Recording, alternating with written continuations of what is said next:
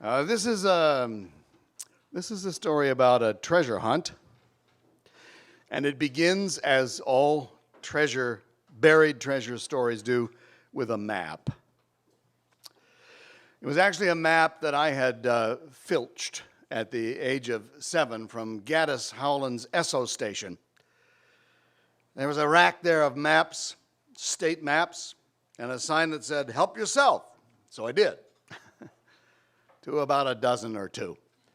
And Gaddis's wife said, "Kid, put those back." So I did, but I took one of the state of Pennsylvania, which was the state that I was in, and I was allowed to keep that one. Now, if you open a road map of the state of Pennsylvania, and you put your hand right at the top in the middle, your hand will cover an area of the state in which there are no cities and very few towns. In fact, there's one town there that shares a zip code with 7 other towns. It's the town of Gold,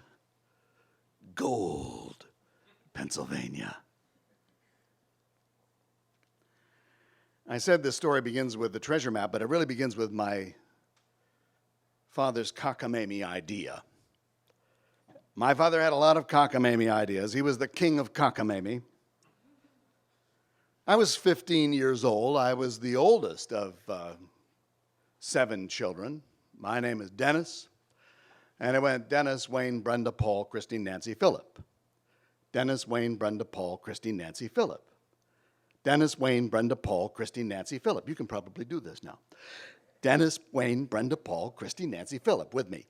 Dennis, Wayne, Brenda, Paul, Christine, Nancy, Philip. Well, my mother could do it, and she did. Every time she called one of us, she had to go through all the names. My father's cockamamie idea was that because this town was called Gold, and because it was very close to a triple divide, the natives who lived in that place long ago must certainly have known this, because all natives have, of course, a GPS system built in. And therefore, there must be gold buried somewhere nearby. A triple divide is a place, well, there are only 5 of them in the country. And 4 of the 5 are west of the Mississippi. 1 in Montana, 1 in Minnesota, 1 in Wyoming, 1 in Colorado, and this one in the middle of nowhere in Pennsylvania. A triple divide is a place where a theoretical drop of water falling on that spot would divide into 3 parts, and in this particular part, 1/3 of that drop would flow into a tributary of the Allegheny, and then to the Ohio, and then to the Mississippi, and down into the Gulf of Mexico. And a second third of that hypothetical drop of rain would flow into a tributary of the Genesee River, and from the Genesee into Lake Ontario and out the St. Lawrence into the North Atlantic.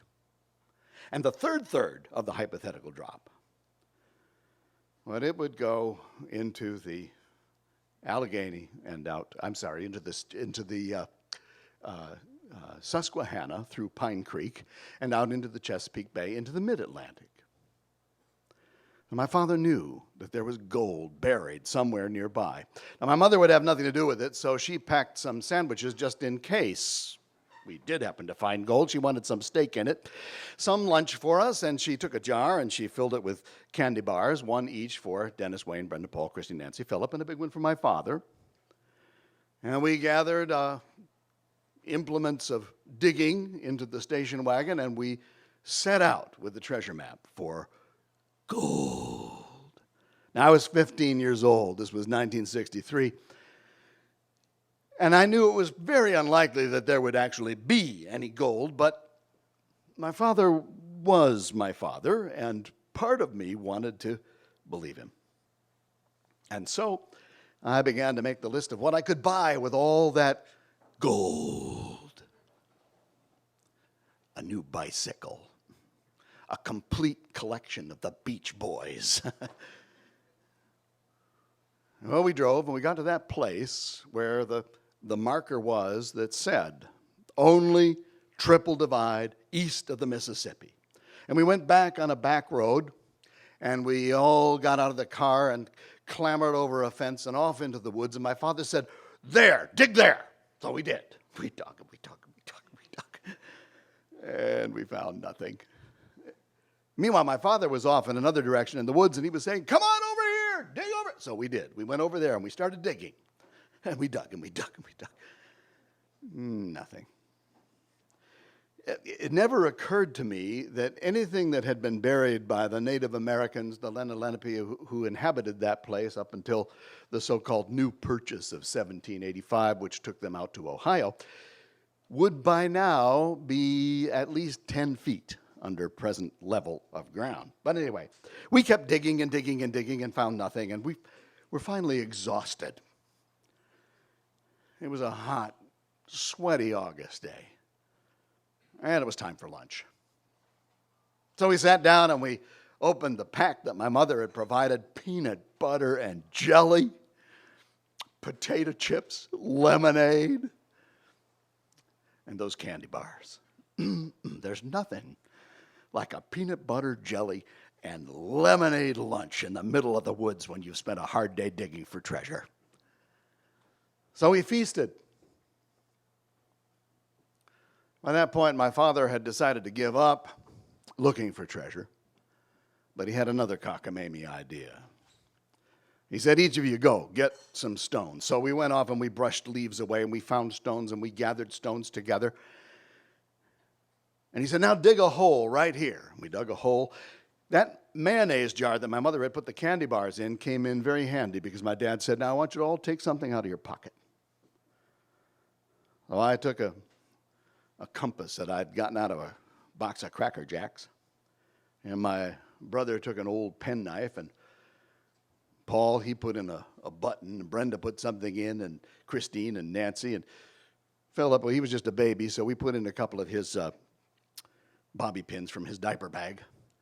And we sealed that mayonnaise jar up. And then my father said, "Let's bury it." So we dug a hole. We buried the jar. And he said, "Bring the rocks that you've collected." So we brought the rocks and we built a cairn. I didn't know what a cairn was until this day. A stone tower to mark the spot. And then he made us stand in a circle. Now, when you've got 6 brothers and sisters, you can make a circle. And he asked for a moment of silence. And he said, "I want you all to swear an oath that you'll come back here in 20 years and dig this up." And I swore, Wayne swore, Brenda swore, Paul swore, Chris swore, Nancy swore. Philip, the baby, said, "Ee." That was 1963. 1983 came and went. None of us went back. But in 2002, when my son Josiah was 15, I told him the story, and we went back to somewhere near Gold, Pennsylvania, and wandered around in the woods. Didn't find it. But because we were in the middle of nowhere, I let him drive the car on a back road. And when my youngest child, Jesse, was 15, we did the same thing. Now, we never did find the treasure, but I want to tell you that somewhere near where a drop of water falling on that spot east of the Mississippi will divide into 3 parts, one of it going out into the North Atlantic, one into the Gulf of Mexico, and one into the Mid-Atlantic, there is a buried treasure. And if you want to go looking for it, I'll go with you.